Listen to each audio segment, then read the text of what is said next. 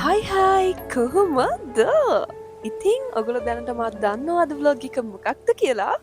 මේක wedding vlog එක මගේ බෙස්ට් ෆ්‍රෙන්ඩ්ගේ. හරි, වැඩි කතාවක් නෑ. අපි යමු අද vlog එකට. අද මොකද වෙන්නේ කියලා බලන්න. ගයිස්, මේ වෙද්දි වෙලාව 3ට විතර ඇති. අපි නිගම්බෝලින් පිටත් වුණේ පාන්දර 12ට විතර. සලෝන් එක තිබ්බේ කොළඹ වැල්ලවත්තේ. අපිට එන්න පැයක් විතර ගියා.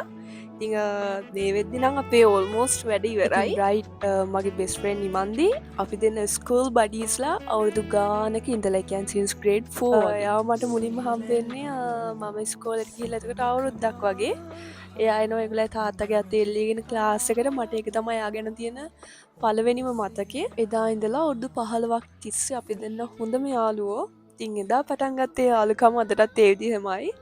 යාව බ්‍රයිට් කෙනෙක් විදිහට මේ විදිහට මගේ ෆස්ට් ඉම්ප්‍රෙෂන් එක කියලා වැඩක් නෑ. ගයිස්, විශ්වාස කරන්න මම කවදාවත් එදා හිතන්න නැතුව ඇති එදා මම මේ දකින අවුරුදු 8ක 9කේ පුංචි ගෑනු ළමයාව කවදා හරි බ්‍රයිට් කෙනෙක් විදිහට මේ විදිහට මට බලා ගන්න පුළුවන් වෙයි කියලා.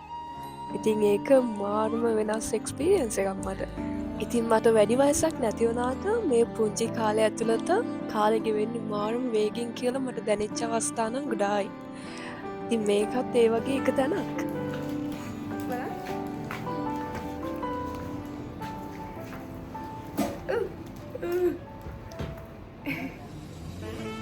පිටත්තුන කියන 12 මාට වගේ අපි එහෙන් 12 මාට විතර ඇවිල්ලා මෙහි එක විතර වෙද්දි මෙහෙ දැන් මේ මේකප් එක ඉවර කළේ වෙලා කියන්නේ 4 5 වෙලානේ. 4 5 වෙලා තියෙන්නේ. ඔව්.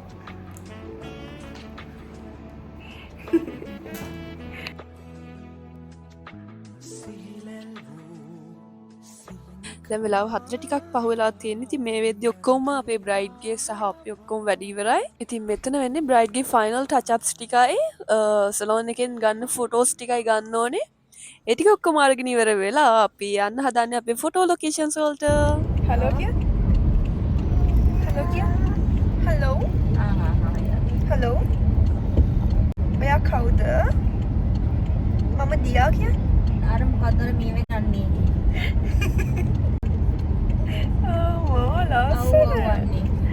හලෝ.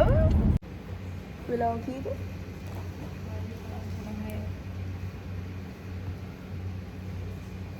වෙලාව 6ට 5යි. මේ ෆොටෝ ලොකේෂන්ස් වලට ඇවිල්ලා ඉන්නේ. තාම ගෲම් ඇවිල්ලා නැහැ. දැන් ඉන්න ගෲම් වෙනකන් ෆොටෝස් ටික ගන්න. මෙන්න යාළුවනේ බ්‍රයිඩ්.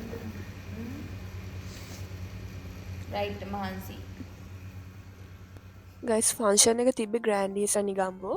ඉතින් පෝරු සෙරමනි එක තිබ්බේ ග්‍රෑන්ඩ් ඊසා එකේ අවුට්ඩෝ. පෝරුවට පිටිපස්සෙන් මේ ඔයාලට පේන්නේ ලේක් එක. මේ හැමදේම මාරම ලස්සනයි. පෝරුව ලස්සනට සුදුවට කරලා තිබ්බා වගේම ලේක් එකයි ඒ වීව් එකයි එක්ක මාරම මැචින්. ඉතින් මෙතනින් එහාට ඔයගලන්ට වෙඩින් එක කොහොමද උනේ කියලා බලා ගන්න පුළුවන්.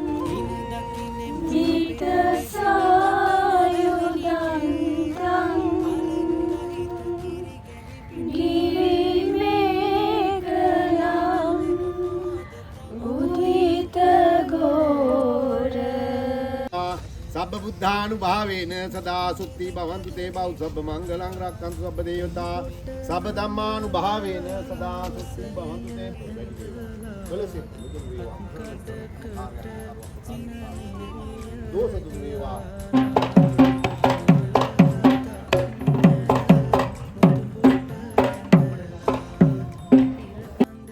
ඔය ඈතින් ලස්සනට බැබලි බැබලි එන්නේ අපේ යාළුවෝ ටික. මං හිතන්නේ බ්‍රයිඩ් හරියටම දැනන් හිටියේ නෑ අපිට ඩ්‍රෙස් කෝඩ් එකක් තිබ්බා කියන එක.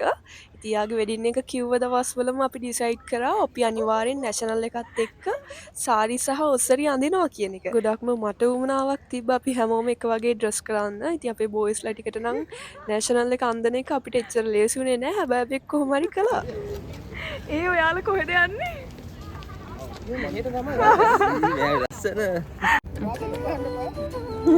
එයා vlog එක වීඩියෝ කරනවා. කෑව. ගයිස් මම මෙතන ඉඳලා වොයිස් කරන එක නවත්තනවා. තව තැන් කිහිපයක් තියෙනවා ඔයගලන්ට දේවල් ටිකක් කියන්න. ඒ තැන්වලදී මම කතා කරන්නම්. ඉතින් බලන්න දේවල් ගොඩක් තියෙනවා මේ vlog එකේ. දිගටම බලාගෙන යන්න නවත්තන්න එපා. මේ වීඩියෝස් පින් කරලා තියන්න පුළුවන් නම් මම හිතනවා මේ වීඩියෝ එක උඩින්ම මම පින් කරලා තියාවි. මොකද යාළුවෙක් එක්ක වෙනේ දවස් මතක කියන්නේ මම මගේ ජීවිතයේ ආසම දවස්.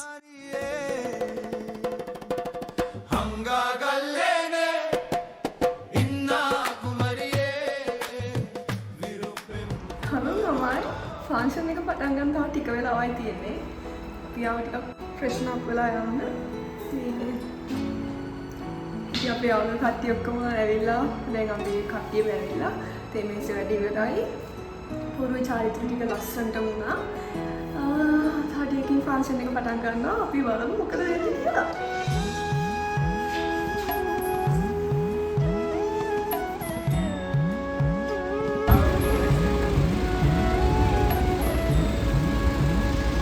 Oke, karena kan support ya deh.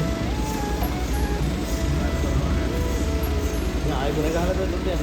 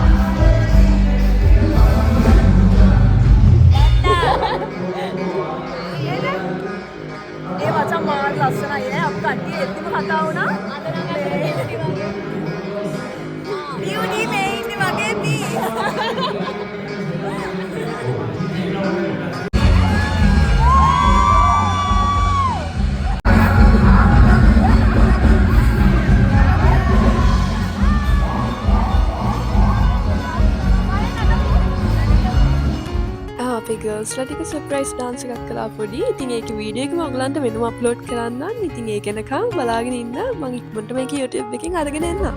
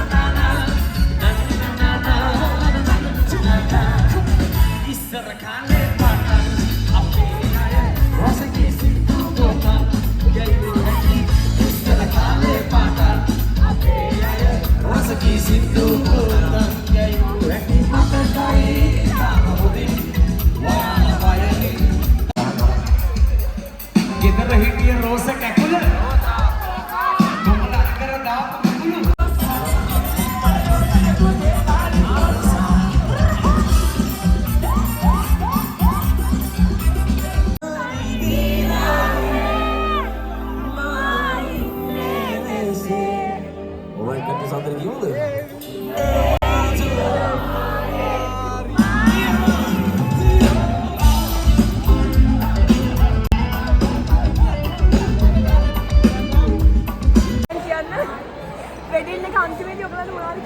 Guys මෙතනින් එහාට ඔරිජිනල් වොයිසස් මට දාන්න බෑ මොකද මේවා දැම්මොත් එහෙම අපිත් එක්ක තරහ වෙන මිනිස්සු ප්‍රමාණය වැඩි වෙනවා ඒක නිසා මම මේ ටිකට වොයිස් ඕවර් එකක් දෙන්නම් මොකද මේ වෙද්දී වෙඩින් එක ඕල්මෝස්ට් ඉවරයි මෙතන අපිට පොඩි ප්‍රශ්නයක් වුණා අපි කට්ටියම මුලින්ම ඩාන්සින් ෆ්ලෝ එකට ගියා ඉතින් අපි එද්දි බුෆේ එක ක්ලෝස් කරලා බුෆේ එකේ ටයිම් එක ඉවර නිසා ක්ලෝස් කරලා මෙතන මම නෙමෙයි මේ අනිත් කට්ටිය කාලා නෙමෙයි ඉන්නේ ඒකයි මේ කට්ටිය හිනවෙවි බලන් ඉන්න දැන් මොකද කරන්න කියලා. ගයිස් ඔයාලා දන්නවද අපි ඊළඟට මොකද කරේ කියලා?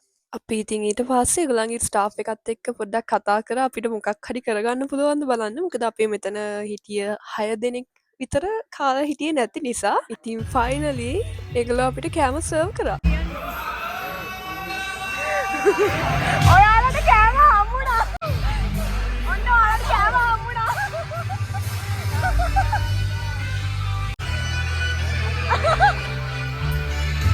Chop suey.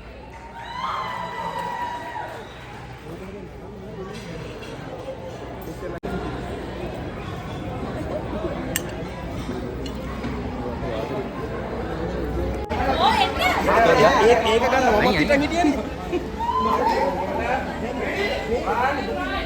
Bapak, dehin di bagi bang.